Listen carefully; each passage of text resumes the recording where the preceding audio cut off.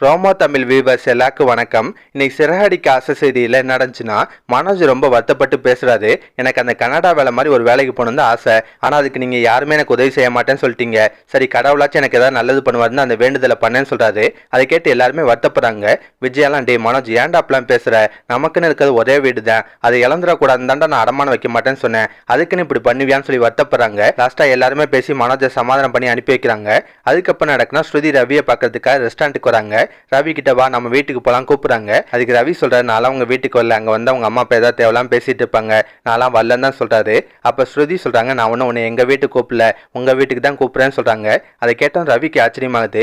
திடீர்னு மனசு மானதுக்கு என்ன காரணம்னு கேட்கிறாரு. ஸ்ருதியும் நடந்த விஷயத்தெல்லாம் சொல்றாங்க. எல்லாத்துக்கும் காரணம் உங்க அண்ணன் முத்து தான், அவர் தான் பிஜுட்டு வந்து என்னை காப்பாத்தினான்னு சொல்லி எல்லா விஷயத்தையும் சொல்றாங்க.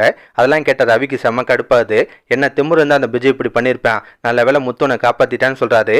அப்ப ஸ்ருதி சொல்லுவாங்க, இங்க பாரு, உங்க அண்ணன் எனக்கு உதவி செஞ்சதெல்லாம் ஓகே தான், ஆனா அதுக்குன்னு உங்க அண்ணன் மேல இருக்க கோவம்லாம் எனக்கு இன்னும் குறையல, அது அப்படியே தான் இருக்குன்னு சொல்றாங்க. அதை கேட்ட ரவி வந்து, என்ன நீ திடீர்னு இப்படி மாத்தி மாத்தி பேசிட்டு இருக்க, வீட்டுக்கு வந்தா திரும்ப மனசு மாறிய மாட்டேன்னு கேட்கிறாரு. அது ஸ்ருதி சிரிச்சுக்கிட்டு, அதெல்லாம் எனக்கு தெரியலடா, இப்போ உங்க வீட்டுக்கு போகணும்னு தோணுது, அவ்வளவுதான் சொல்றாங்க. அதுக்கப்புறம் நடக்குன்னா, ரவி ஸ்ருதி ரெண்டு பேரும் திரும்ப அண்ணாமலை வீட்டுக்கு வராங்க. அவங்கள பார்த்து எல்லாருமே ஆச்சரியப்படுறாங்க, ரொம்ப சந்தோஷப்படுறாங்க. ஆனா ரோஹிணிக்கு மட்டும் லைட்டா கடுப்பா இருக்கு. என்ன இவங்க திரும்ப வந்துட்டாங்க, இவங்க பிரச்சனையை வச்சுதான் நாம தப்பிச்சுட்டு இருந்தோம், இதனால நமக்கு தானே சிக்கல் வரும்னு யோசிக்கிறாங்க. அதுக்கப்புறம் வாய் விட்டே கேட்பாங்க, ஸ்ருதி எப்படி ஸ்ருதி திரும்ப இங்க வந்திருக்கீங்கன்னு கேட்கறாங்க. அதை கேட்ட முத்து நக்கலா, ஏன் அவங்க வரமாட்டாங்கன்னு நினைச்சியான்னு கேட்பாரு. உடனே ரோஹிணி வந்து, இவங்க வந்தது எனக்கு சந்தோஷம் தான், ஆனா அந்த வீட்டாளால அவங்க அப்பாவுக்கு அவ்வளவு பெரிய அவமானம் நடந்திருக்கு, அதெல்லாம் மறந்துட்டு எப்படி திரும்ப இந்த வீட்டுக்கு வந்தாங்கன்னு யோசிக்கிறேன்னு ஏத்தி விடுறாங்க. ஆனா ஸ்ருதி வந்து ரோஹிணிக்கு நல்லா மூக்க உடச்சுடுவாங்க.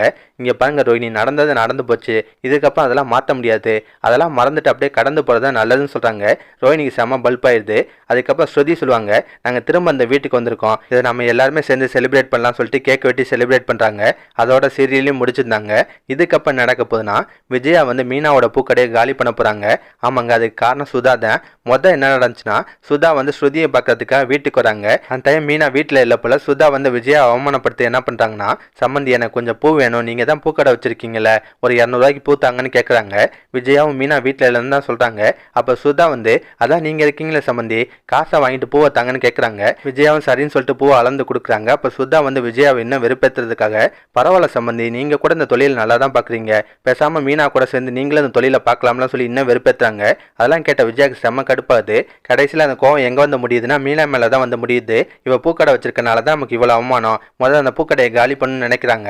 அதுக்கப்புறம் விஜயா என்ன பண்ணுவாங்கன்னா, ஒன்னு அவங்களே நகராட்சி கால் பண்ணி மீனாவோட பூக்கடை மேல கம்ப்ளைண்ட் பண்ணலாம், இல்ல ரோஹிணிட்டு இந்த விஷயத்த சொல்லி புலம்பும் போது ரோஹிணி இந்த ஐடியா கொடுக்கவும் வாய்ப்பு இருக்குங்க. எது எப்படியோ மீனாவோட பூக்கடை மேல கம்ப்ளைண்ட் பண்றாங்க.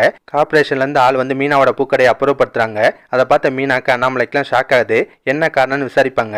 அப்போ நகராட்சியோட ஆளுங்க சொல்றாங்க, இந்த ஏரியாலேருந்து யாரோ ஒருத்தங்க கம்ப்ளைண்ட் பண்ணியிருக்காங்க, உங்க பூக்கடைனால இந்த ஏரியா மக்களுக்குலாம் தொந்தரவா இருக்கான், அதனால தான் உங்க கடையை அப்புறப்படுத்துறோம்னு சொல்றாங்க. அதை கேட்ட மீனாக்கெல்லாம் பயங்கர ஷாக் ஆகுது.